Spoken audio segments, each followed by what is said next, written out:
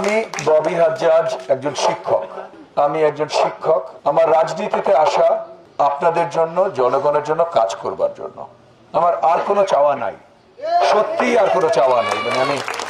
আমি জানি রাজনীতিতে অনেকে এসে এই কথাটা বলে, তাদের অনেক চাওয়া আছে, কিন্তু বলে তাদের কোনো চাওয়া নাই, তারপর কাজ করে ওই চাওয়া মেটানোর, যেটা সত্যি কথা। এই কারণে আমি ছোট্ট করে একটু আপনাদেরকে আমার পরিচিতি দিয়ে দিচ্ছি। প্রথমত, আমি একজন শিক্ষক, 17 বছর ধরে শিক্ষকতা করি।